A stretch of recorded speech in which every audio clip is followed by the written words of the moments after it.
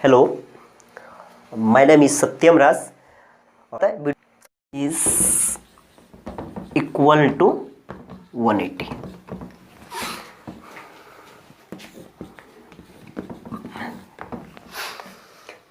Some of the angle of a triangle is equal to 180 degree.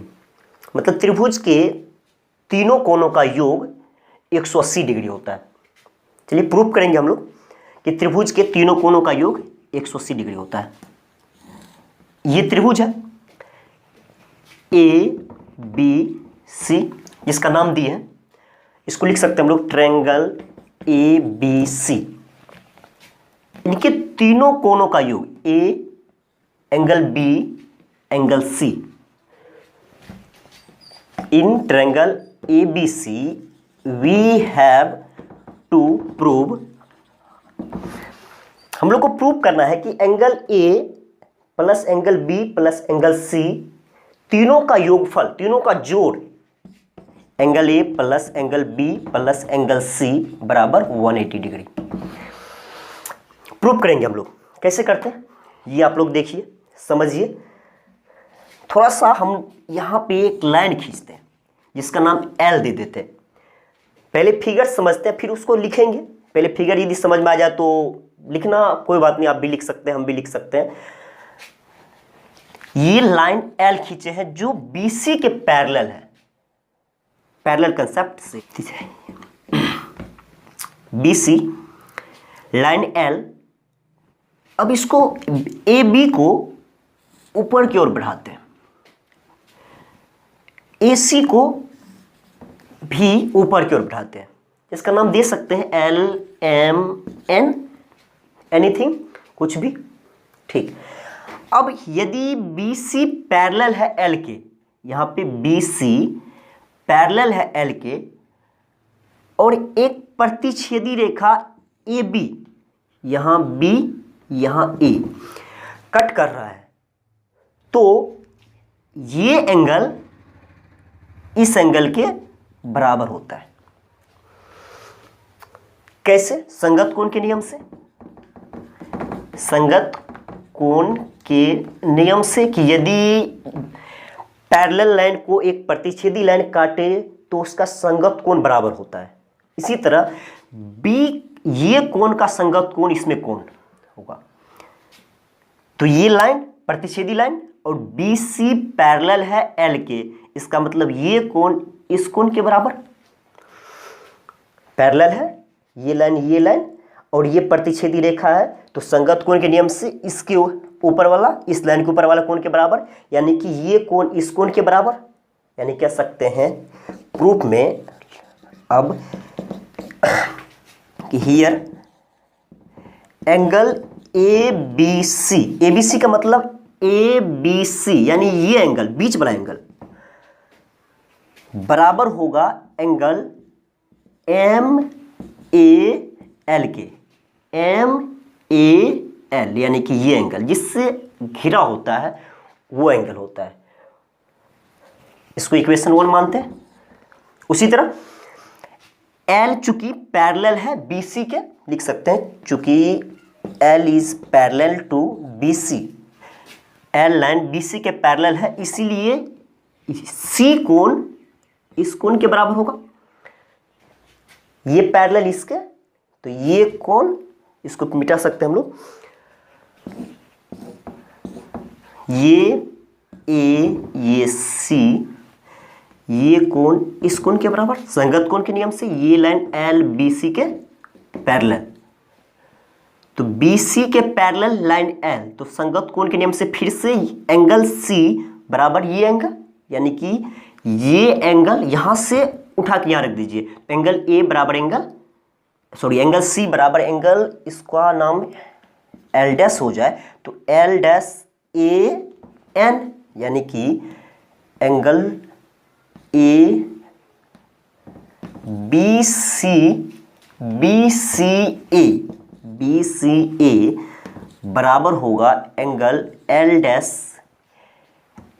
A N के, ठीक। यानी कि इसको इक्वेशन हम लोग लिख सकते हैं 2। नाउ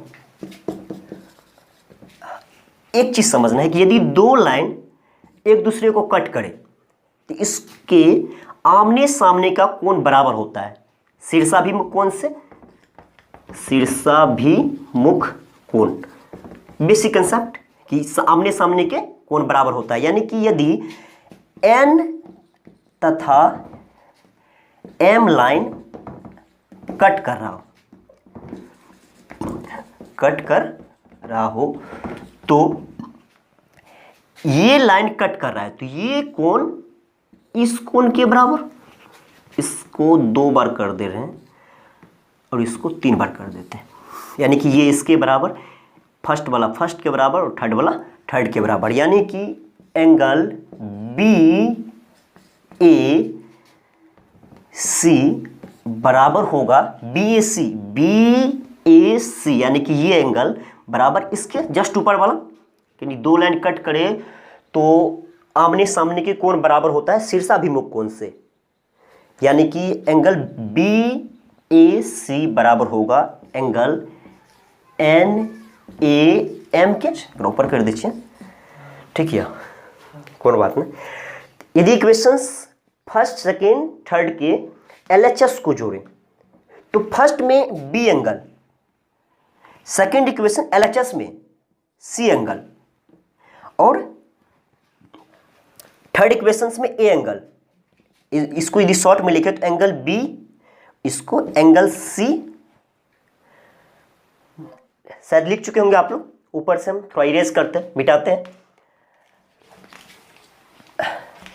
या आप वीडियो को रोक कर लिख सकते हैं। नाउ एडिंग, जोड़ रहे हैं हम लोग equations first second and third, तीनों इक्वेशन को जोड़ते हैं। तो जोड़ इक्वेशंस का जब भी होता है तो एलएचएस से एलएचएस में होता है, आरएचएस से आरएचएस में होता है। इक्वेशंस कभी भी जोड़ करते हैं, यदि L बराबर है 2, M बराबर है 3 तो L प्लस M, यानी कि LHS से LHS का जोड़, RHS से RHS का जोड़, यानी कि हो जाएगा 2 + 3 = 5, जो भी है। तो ये चीज़ ध्यान में रखना होगा आप लोग को कि जब भी इक्वेशंस का जोड़ करते हैं तो LHS से LHS में, left hand side and right hand side, ये राइट हैंड है, ये लेफ्ट हैंड, तो इक्वेशंस फर्स्ट सेकंड थर्ड को यदि जोड़ा जाए तो हो जाएगा इक्वेशन बी, यहाँ से बीच में जो होता है उस एंगल का मान होता है, उसके बाद angle C and angle A, देख सकते हैं यहाँ पे first second third, angle B, angle C and angle A, ये वाला। तो इन तीनों कोण को जोड़ चुके हम लोग, त्रिभुज के ए बी सी त्रिभुज के तीनों कोण को जोड़ चुके हैं यहां पे।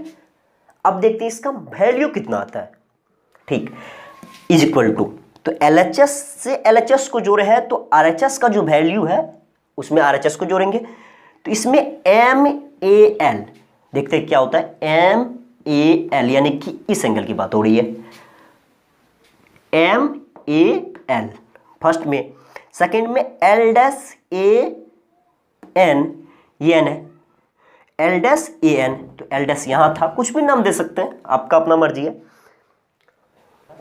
L' AN, यानी कि सेकेंड एंगल ये वाला, आफ्टर NAM,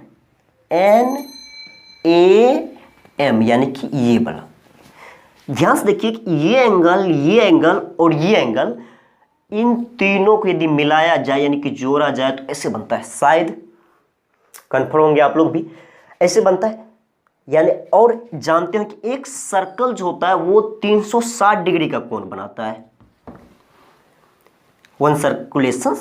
एक सर्कुलेशन कोई भी करे तो वो 360 डिग्री का कोण बनाता है, पाई रेडियन यदि जानते होंगे आप लोग तो, यानी कि हाफ कर दे 360/2, और 360 का आधा कितना होता है, 180, यानी कि हो जाएगा, ये पूरा सर्कुलेशंस बन रहा है, और ये पूरा सर्कुलेशंस का मान जानते हैं कितना होता है, सॉरी हाफ सर्कुलेशंस, और हाफ सर्कुलेशंस का मान 180 डिग्री होता है, यानी कि angle A plus angle B plus angle C तीनों का योगफल जो होगा वो 180 डिग्री होगा। यानी कि we have proved angle A plus angle B plus angle C is equal to 180 degree. This is proved. Thank you.